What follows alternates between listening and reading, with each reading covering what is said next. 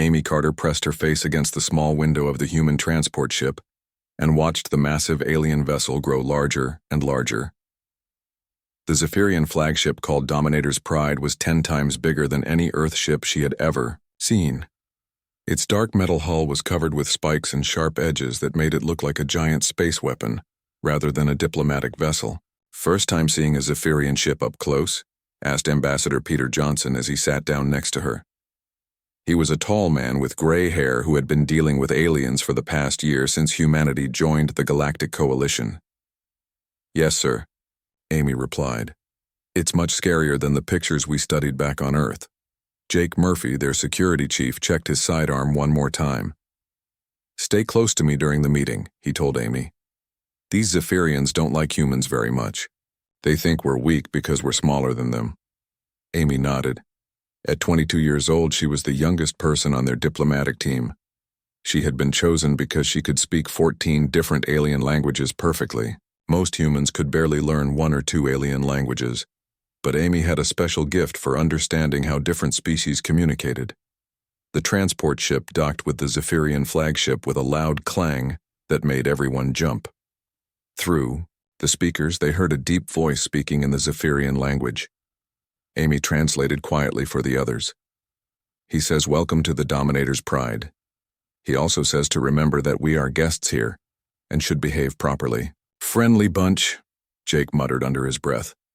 The airlock opened and 3 Zephyrian soldiers stepped through. Each one was over 8 feet tall with thick armor-like skin that looked like it was made of dark green metal. Their faces were long and narrow with small yellow eyes that seemed to look right through the humans. One of them spoke in broken English. "You follow. No talking. No touching anything." They walked through corridors that were much taller and wider than human hallways. Everything was made of the same dark metal as the ship's outside. Strange symbols were carved into the walls, and Amy realized they were Zephyrian battle victories from their wars with other alien species. "They really want everyone to know how tough they are," she whispered to Ambassador Johnson. The Zephyrian soldier closest to them turned around and stared at Amy with his yellow eyes. "Human female, be quiet." Jake stepped slightly in front of Amy. His hand moved closer to his weapon, but he didn't draw it. The Zephyrian soldier looked at Jake for a long moment, then turned away and kept walking. They entered a huge room that was filled with aliens from many different species. Amy recognized some of them from her studies. There were tall, thin aliens with blue skin called Altarians. There were short, furry creatures called Vortax, who looked like walking teddy bears, but were actually excellent engineers. In one corner stood several Corvani, who had silver skin and could read thoughts if they touched you. But most of the aliens in the room were Zephyrians. They stood in groups, talking in their deep voices and looking at the humans like they were interesting insects. At the far end of the room, on a raised platform, sat the biggest Zephyrian Amy had ever seen. He wore a uniform covered with medals and symbols of rank. His armor-like skin was darker than the others, almost black, and scars covered his arms and face. "That must be General Korath," Ambassador Johnson said quietly. "He commands their 3rd Fleet." General Korath stood up from his chair and walked down to meet them. Each step he took made a heavy sound on the metal floor. When he reached them, he looked down at the humans with obvious disgust. "So these are the famous humans," he said in perfect English.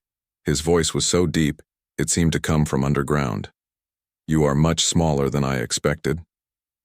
"General Korath," Ambassador Johnson said politely, "thank you for inviting us to your ship. We hope this meeting will help our species work better together." The general laughed, but it wasn't a friendly sound. "Work together? Humans have nothing to offer the Galactic Coalition except your small planet. You have no strong military. You have no advanced technology. You have no valuable resources." Amy felt her face get hot with anger, but she kept quiet. Jake's jaw was tight, but he also stayed silent. Ambassador Johnson smiled politely. "We may be new to space travel," Johnson said, "but humans learn quickly. We hope to contribute more as time goes on." "Perhaps," General Korath said, "but first you must learn your place in the galaxy." The general turned away and began talking to other Zephyrians in their own language. Amy listened carefully and felt her stomach get cold. They were not talking about trade or friendship. They were talking about war. The human world has good farming land, one Zephyrian was saying. The northern continent would make excellent hunting grounds for our warriors.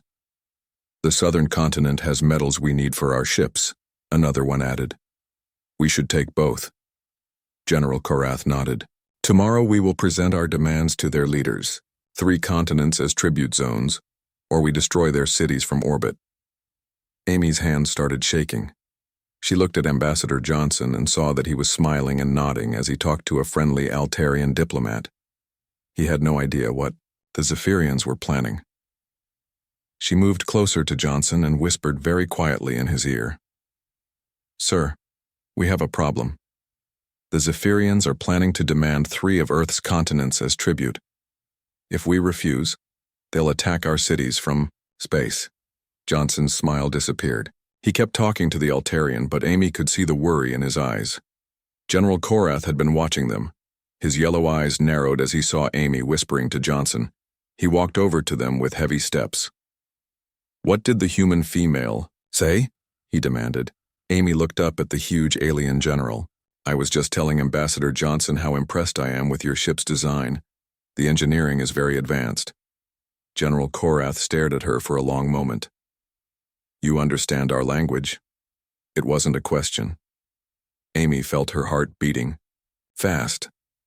I understand a little, sir. How much did you hear? Amy tried to keep her voice steady. Just comments about the ship and the meeting. Nothing important. The general's scarred face twisted with anger. You lie. You heard our private conversation. You dare to spy on Zephyrian military discussions. Sir, I wasn't trying to spy, Amy said. I was just standing here. Silence, General Korath roared. The entire room went quiet. Every alien turned to look at them. You inferior humans think you can deceive the Zephyrian Empire? You think your weak species can play games with warriors who have conquered 50 worlds? Ambassador Johnson stepped forward.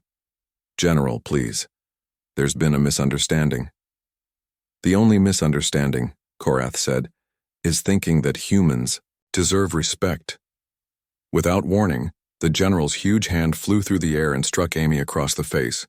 The blow was so powerful that she flew backward and hit the floor hard. Pain exploded through her head and she tasted blood in her mouth. The room was completely silent. Amy lay on the cold metal floor, trying to understand what had just happened. Through her dizziness, she could see alien faces staring down at her. Some looked shocked. Others seemed to approve of what the general had done. Jake Murphy stood frozen for exactly 1 second. Then his military training took over, and 3 seconds after General Korath had struck Amy, everything changed. Jake Murphy had seen combat in 12 different countries on Earth. He had fought against terrorists, criminals, and enemy soldiers, but he had never felt rage like this before. Watching Amy hit the floor with blood running from her mouth made something snap inside his mind. General Korath stood over Amy's body with a satisfied look on his scarred face. He turned to the other aliens in the room and spoke loudly in the Zephyrian language. Amy had taught Jake a few words, and he understood, enough to know the general was bragging about putting the weak human in her place. The other Zephyrians made approving sounds. Several alien species nodded as if they agreed with what had happened. Ambassador Johnson stood frozen with his mouth open, clearly not knowing what to do. Jake counted the seconds in his head. 1. He remembered Amy teaching him Zephyrian words during their long trip to the alien ship. 2. He remembered her excitement about meeting different alien species and helping humanity make friends in the galaxy. 3. Jake moved. His body had been trained by the best military instructors on Earth. Every muscle worked together as he crossed the distance between himself and General Korath. The alien was 8 feet tall and probably weighed twice as much as Jake, but size didn't matter when you knew exactly where to hit. The general saw Jake coming at the last second. His yellow eyes went wide with surprise. No human had ever attacked a Zephyrian general before. He started to raise his hands to defend himself, but Jake was already too close. Jake's first strike was a knee to the general's stomach. right where Amy had taught him the Zephyrian breathing organs were located. The impact drove all the air out of Korath's body and doubled him over in pain. As the general bent forward, Jake brought his elbow down on the back of the alien's thick neck. He had learned this move during his training with Special Forces, and it worked just as well on aliens as it did on humans. General Korath, Supreme Commander of the Zephyrian Third Fleet, conqueror of 50 worlds, crashed face first onto the metal floor. His huge body hit with a sound like a falling tree. He didn't move. The room was so quiet that Jake could hear his own heartbeat. Every alien in the place stared at him with shock on their faces. Several Zephyrian soldiers reached for their weapons, but they seemed confused about what to do. Their mighty general was unconscious on the floor, beaten by a human who was half his size. Jake knelt down next to Amy and helped her sit up. Blood was still coming from her lip, but her eyes were clear. "Are you okay?" he asked quietly. Amy nodded and wiped the blood from her mouth. "I think so." "That was incredible, Jake. I've never seen anyone move that fast."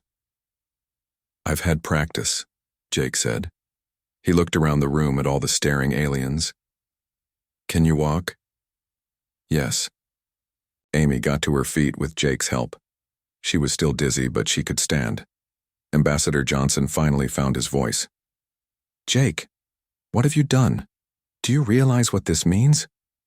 Before Jake could answer, the Zephyrian soldiers in the room began moving toward them. There were at least 20 of them, all carrying weapons that looked like they could cut a human in half. But before any violence could start, one of the silver-skinned Corvani stepped forward.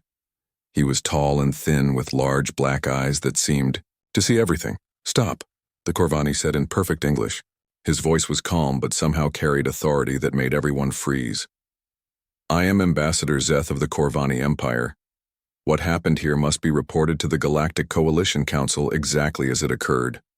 A Zephyrian officer with many medals on his uniform pushed through the crowd. "The human attacked our general without cause. This is an act of war." Ambassador Zeth looked at the officer with his black eyes. "Your general struck an unarmed diplomatic representative first. The human was defending his colleague according to the laws of war that your own people helped write. She was spying on private military conversations," the officer said. "She was standing in a public reception room where your general chose to discuss military plans in front of representatives from other species," Zeth replied. "If the information was secret, it should not have been discussed in this setting." Jake watched the aliens argue about what had happened. More soldiers had arrived, but none of them seemed sure what they should do. General Korath was still unconscious, on the floor, breathing but not moving. Amy tugged on Jake's arm.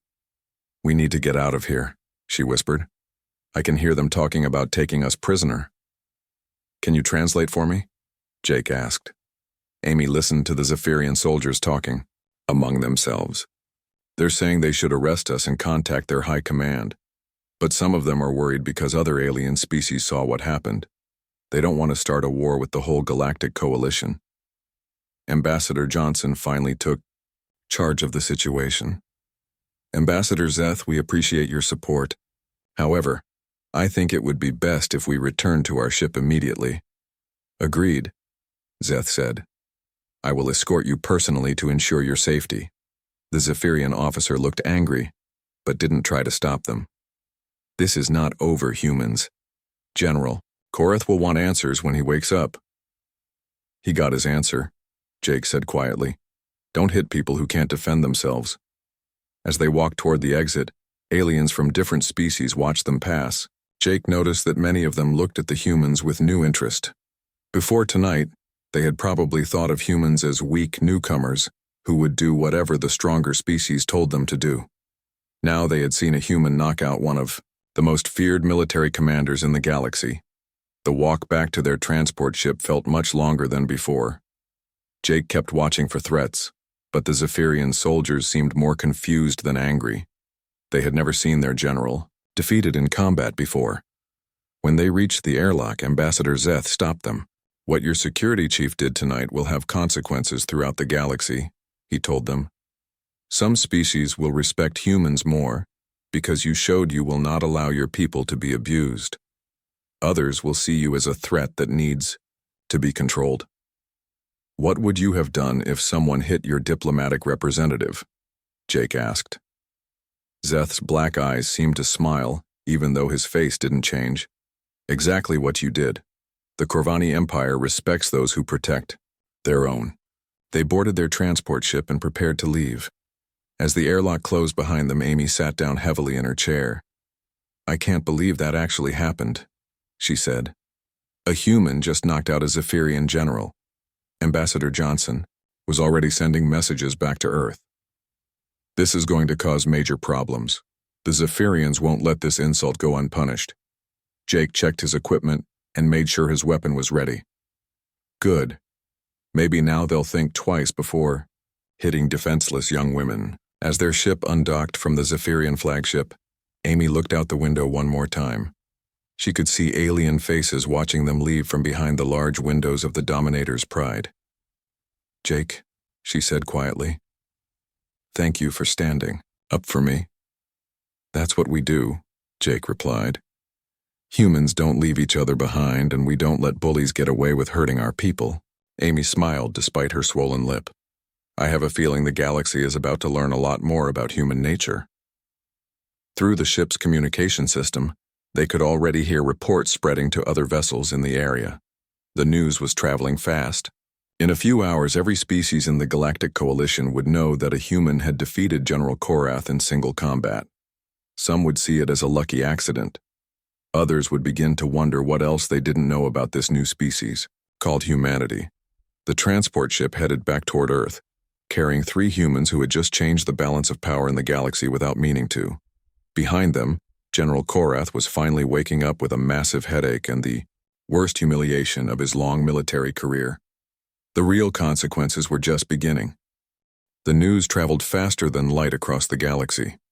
Within 6 hours of the incident on the Dominator's Pride, every major species in the Galactic Coalition knew that a human had knocked out General Korath.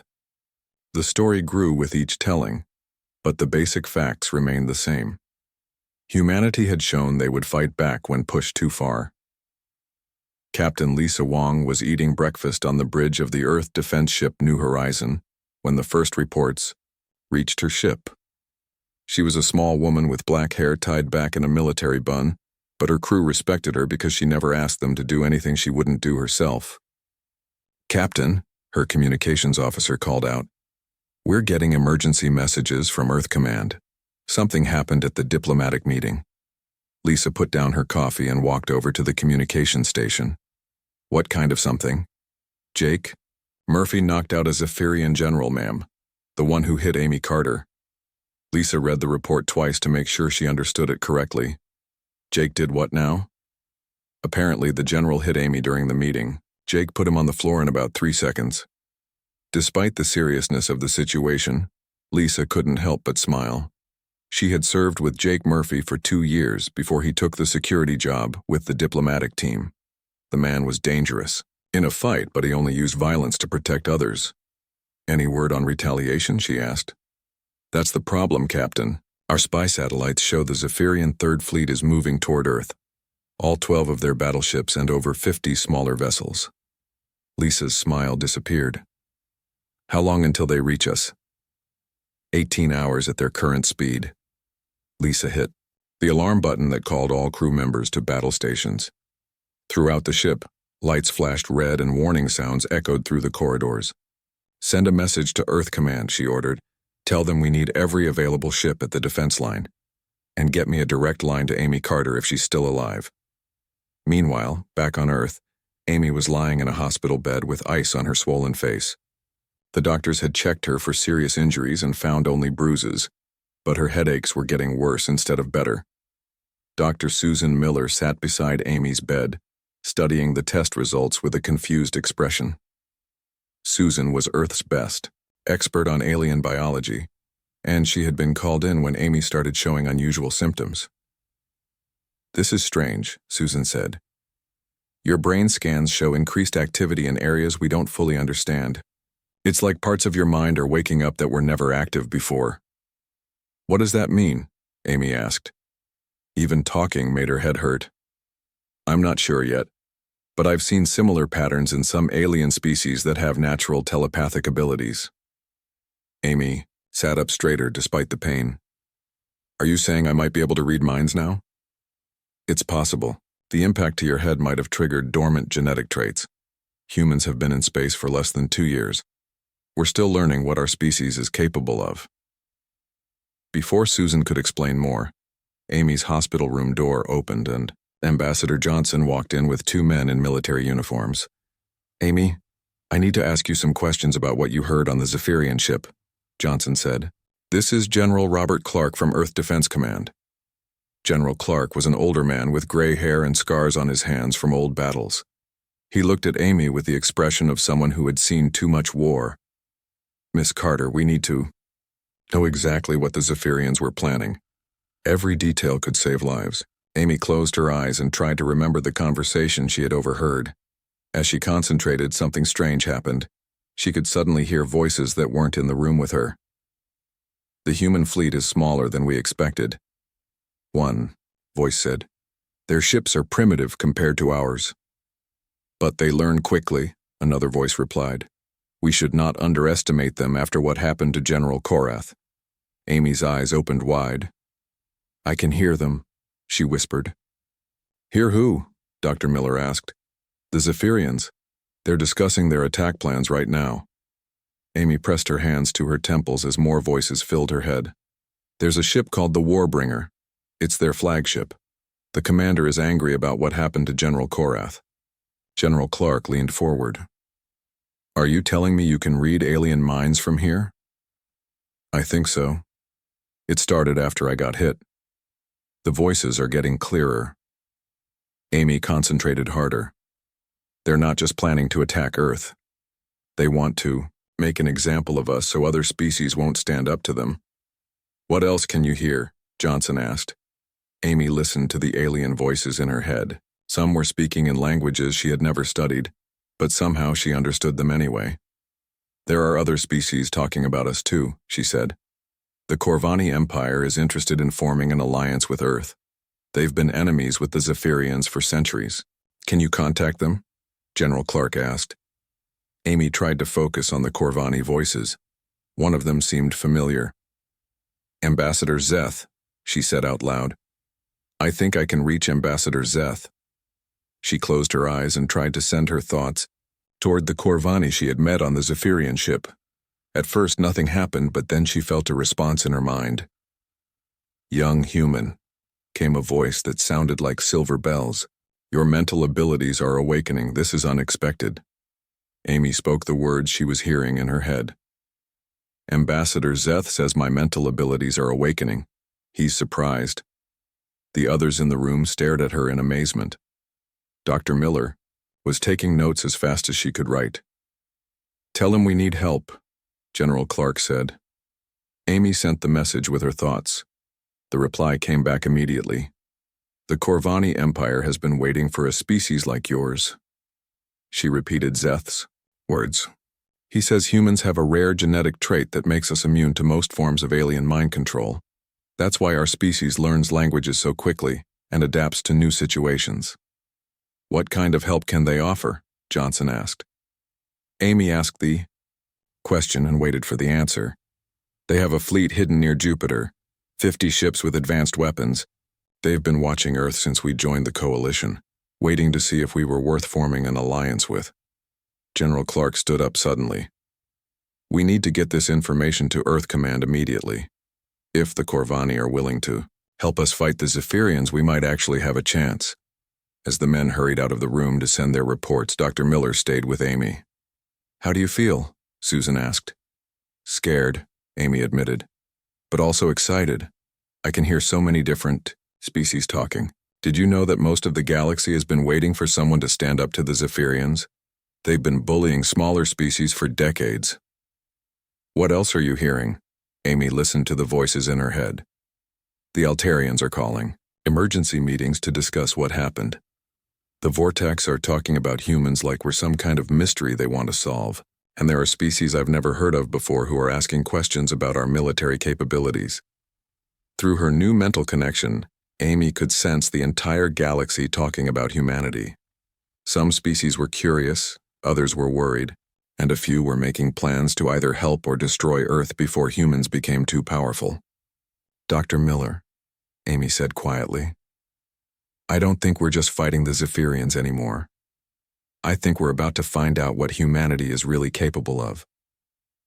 Outside the hospital, Earth's defense fleet was preparing for the largest space battle in human history. But they weren't preparing alone. Hidden fleets from allied species were moving into position, and Amy's new abilities were giving Earth command information they had never had before. The young woman who had been struck for defending her species was now becoming the key to humanity's survival. The Zephyrian fleet appeared at the edge of Earth's solar system like a dark cloud of death. 12 massive battleships led the way, each one the size of a small city. Behind them came destroyers, cruisers, and fighter carriers, all bristling, with weapons that could turn planets into dust. On the bridge of his flagship Warbringer, Admiral Nexus studied the human ships waiting for them near Mars. The Earth Defense Fleet looked pathetic compared to his mighty armada, 20 small vessels, that the humans called destroyers, though they were barely the size of Zephyrian patrol boats. "Pitiful," Admiral Nexus said to his second-in-command. "These humans think their toy ships can stand against the Third Fleet." But Colonel Ryan Hayes, watching the alien fleet from his command ship Terra's Sword, wasn't worried about the size difference. He was more interested in what Amy Carter was telling him through her new mental abilities. "Amy, can you hear what they're planning?" Ryan asked into his headset. Amy's voice came through clearly despite being on Earth. "They're going to try to scare us first. Admiral Nexus wants to demand surrender before attacking. He thinks we'll give up when we see how many ships they have. What else? Their ships are strong but slow. They're used to fighting enemies who stand still and trade shots. They've never fought anyone who moves like humans do." Ryan smiled. He had been studying human military history for years, and he knew that mobility and surprise had won more battles than big guns ever had. "Captain Maria Lopez," he called to the commander of the ship next to his. "Are your pilots ready?" Maria's voice crackled through the radio. "Born ready, Colonel. My boys and girls have been practicing moves that would make alien computers crash trying to calculate them." 3 hours later, the Zephyrian fleet reached Earth's outer defense perimeter. Admiral Nexus opened a communication channel to the human ships. "Attention primitive Earth vessels," his deep voice boomed across space. "You are completely outnumbered and outgunned. Surrender now, and your deaths will be quick." Colonel Ryan Hayes opened his own channel. "Admiral Nexus, this is Colonel Hayes of the Earth Defense Force. We have a counteroffer for you. You dare to make offers to the Zephyrian Empire? Leave our solar system now and we'll let you keep your ships." The alien admiral's laughter echoed through space.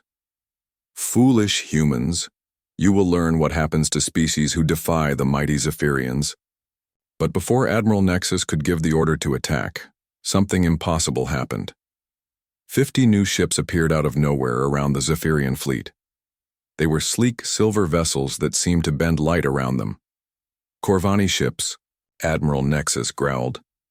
"How did they get so close without being detected?" Ambassador Zeth's voice came through the communication system. "The Corvani Empire stands with humanity.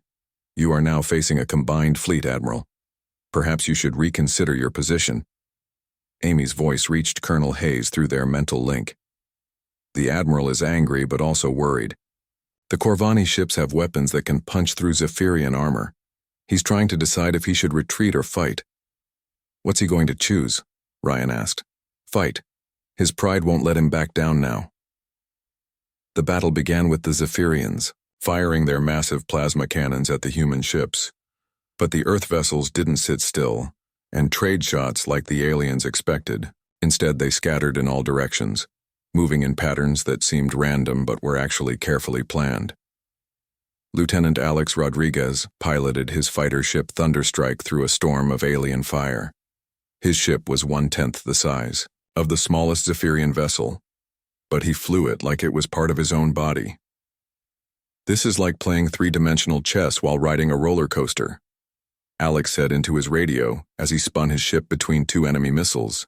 "Less talking, more shooting," replied Captain Kelly Foster from her ship Storm Dancer. She had already destroyed 3 Zephyrian fighters by getting close enough to hit their weak spots with precise shots.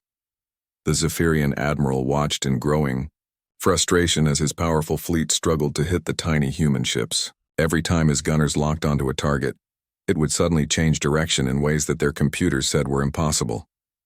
"How are they moving like that?" he demanded from his weapons officer. "Unknown, Admiral. Their ships seem to ignore the laws of physics." What the Zephyrians didn't understand was that human pilots didn't rely on computers to fly their ships. They used instinct, creativity, and the ability to make split-second decisions that no machine could match. Amy's enhanced abilities were helping coordinate the entire human fleet. She could sense each pilot's position and relay information faster than any computer system. "Alex, 3 enemies coming from your left," she warned through the mental link. "Kelly, there's a gap in their formation at coordinates 77 Alpha. Colonel Hayes, the flagship is preparing to fire its main weapon at Earth." The battle became a deadly dance in space. Human ships darted between the massive Zephyrian vessels like hummingbirds attacking eagles. The Corvani fleet used their advanced weapons to keep the larger enemy ships busy, while the humans targeted weak spots in critical systems. But the Zephyrians had one advantage that was starting to matter. They had many more ships, and eventually the humans would run out of ammunition or make a mistake. That's when Amy discovered something that changed everything. "Colonel Hayes," she said urgently through their mental connection. "I'm picking up something strange from the Zephyrian computers. They're not just controlling their own ships. They're somehow connected to the guidance systems of other coalition species." "What do you mean?" "I think the Zephyrians have been secretly controlling the technology they gave to other species. They've been keeping everyone weak on purpose." Amy's mental abilities had grown stronger during the battle. She could now sense not just thoughts, but also electronic signals and computer systems. What she found made her angry. "They gave us fake technology," she continued. "Our ships could be much faster and stronger, but the Zephyrians made sure we only got the weak versions." "Can you fix it?" Ryan asked while dodging enemy fire. "I think so, but I need Dr. Susan Miller to help me." Back on Earth, Dr. Miller was working frantically in her laboratory. Amy had contacted her through their mental link and explained what she had discovered. The genetic traits that make humans good at learning. Languages also make us good at understanding any kind of communication, Susan said to her research team, including computer code. Working together across space, Amy and Susan began to unlock the true potential of human technology. Ship engines that had been running at 30% power suddenly jumped to full capacity. Weapons that had seemed weak began hitting with devastating force. In space, Lieutenant Rodriguez felt his ship respond differently. "Whoa, Thunderstrike just got a major upgrade. I can actually outrun these alien missiles now." Captain Foster's weapon suddenly became 3 times more powerful. "Whatever you did down there, keep doing it. I just punched a hole clean through that destroyer." Admiral Nexus watched in horror as the tide of battle turned against him. The human ships that had been barely surviving were now fighting like demons. Worse, he could see that other coalition species were watching the battle through long-range sensors. "Sir," his communications officer reported, "we're receiving messages from 17 different species. They're all asking how the humans became so powerful so quickly." Amy's voice reached every human ship at once through her enhanced abilities. "Everyone listen carefully. The Zephyrians have been lying to the entire galaxy. They've been keeping all of us weak by giving us broken technology. But we don't need their permission to be strong." The message somehow reached beyond just the human fleet. Amy's mental abilities had become so powerful that she was broadcasting to friendly alien species as well. On Corvani ships, on Altarian vessels, on worlds throughout the galaxy, people heard a young human woman telling them they didn't have to accept being weak anymore. The real battle for the future of the galaxy was just beginning. The Battle of Luna became the most famous space battle in galactic history. What started as a punishment raid against Earth turned into a demonstration of humanity's true potential that shocked every species in the galaxy.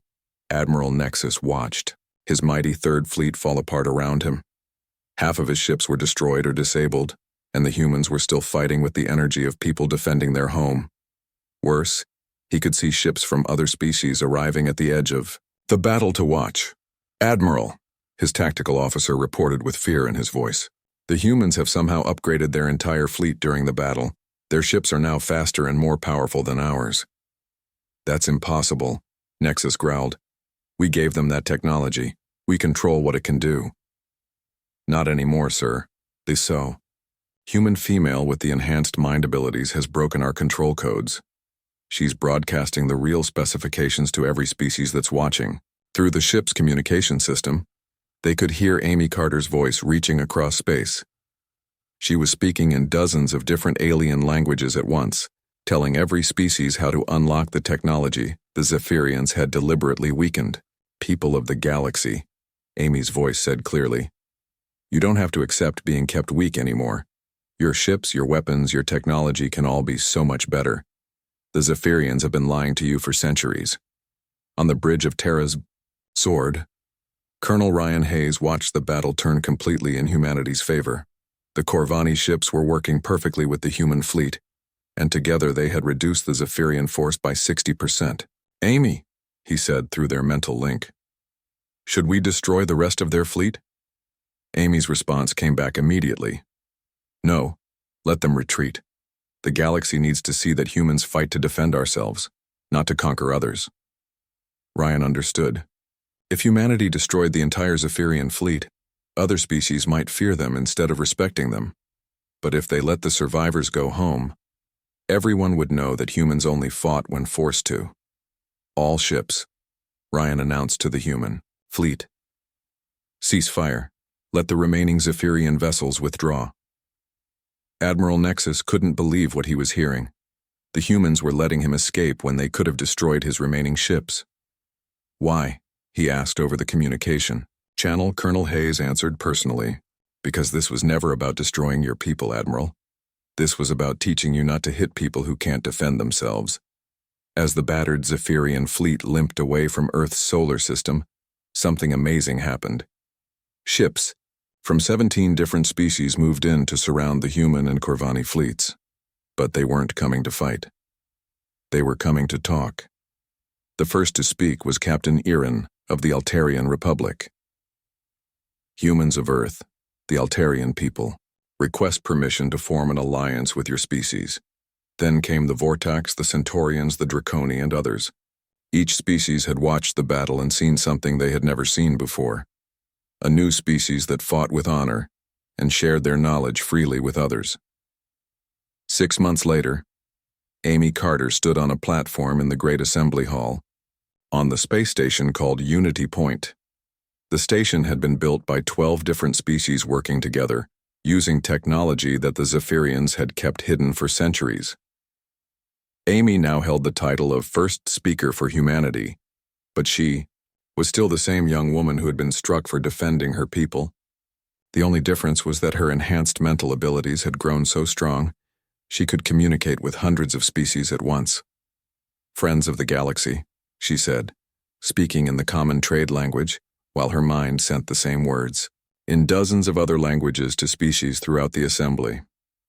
6 months ago, many of you saw humans as weak newcomers who would do whatever the stronger species told us to do. The audience was filled with beings from across the galaxy. There were tall Altarians with blue skin, furry Vortax with their clever eyes, silver Corvani who could read thoughts, and dozens of other species. Even a few Zephyrians sat in the back listening quietly. "What you learned," Amy continued, "is that humans have two qualities that make us different. First, we will always fight to protect those who cannot protect themselves. Second, we believe that everyone deserves to be as strong and free as they can be." In the audience, Ambassador Zeth of the Corvani Empire nodded approvingly. The partnership between humans and Corvani had grown into the strongest alliance in galactic history. Amy gestured to a section where human instructors sat with alien students. "Today, we have teachers from Earth working with every species in the coalition.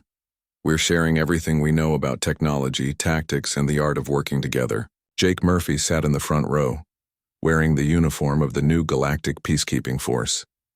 After the Battle of Luna, Every species had agreed that they needed protectors who would stand up to bullies regardless of how big or powerful they were. Jake had been chosen to train the first generation of peacekeepers. "We've also learned something important about ourselves," Amy said. "Humans are not special because we're stronger or smarter than everyone else. We're special because we believe that everyone has the right to be free, and that it's worth fighting for." In the very back of the assembly hall, General Korath sat quietly. The former Supreme Commander of the Zephyrian Third Fleet had lost his rank and his command after the humiliating defeat at Earth. But instead of being executed or imprisoned, he had been offered something no Zephyrian had ever experienced before: mercy. Amy had personally requested that Korath be allowed to serve as an advisor to help other species understand Zephyrian military thinking. It was a form of punishment that confused many aliens, but it perfectly demonstrated human values. Even former enemies could find redemption if they chose to change. "The galaxy is different now," Amy continued her speech. "Ships are faster, weapons are more accurate, and communication between species is easier than ever before. But the most important change is that no species has to be afraid of bullies anymore." As Amy spoke, children from a dozen different worlds played together in viewing areas designed for young beings. Human children learned to speak Altarian while young Vortax practiced human problem-solving games. For the first time in galactic history, the next generation was growing up thinking of other species as friends rather than potential enemies. Dr. Susan Miller watched from her seat with pride. Her research had helped explain why humans adapted so quickly to alien environments and why Amy's mental abilities had developed so rapidly. It turned out that humanity's genetic diversity and natural curiosity made them perfect for building bridges between different kinds of life. 6 months ago," Amy said as she finished her speech, "General Korath struck me because he thought I was weak and unimportant. 3 seconds later, Jake Murphy put him on the floor because humans don't let bullies hurt people without consequences." She looked directly at Korath as she spoke. The huge alien met her eyes without anger or shame. "Today, General Korath works with us to make sure that kind of bullying never happens again, because that's what humans do. We turn enemies into allies, we share what we know, and we never give up on the idea that everyone deserves to be treated with respect." The assembly hall erupted in approval sounds from dozens of different species. Some clapped like humans, others made musical tones, and a few stamped their feet in rhythm. As Amy left the speaking platform, Jake Murphy walked up to meet her. "How do you feel about all this?" he asked. Amy looked around at the amazing diversity of beings who had come together to build something better than what existed before. "I feel like we're just getting started," she said. "There are thousands more species out there who still think they have to be afraid of bullies. It's going to take time to teach them all that there's a better way." Jake smiled. "Good thing humans are patient when we need to be." Outside the Great Assembly Hall, ships from the new Galactic Alliance patrolled space lanes that were now safe for everyone to travel. The age of fear and domination was ending, replaced by an era of cooperation and mutual respect. It had all started with one young woman who refused to be intimidated, one man who wouldn't let bullies get away with hurting people, and the simple, human belief that everyone deserved to be free. The galaxy would never be the same.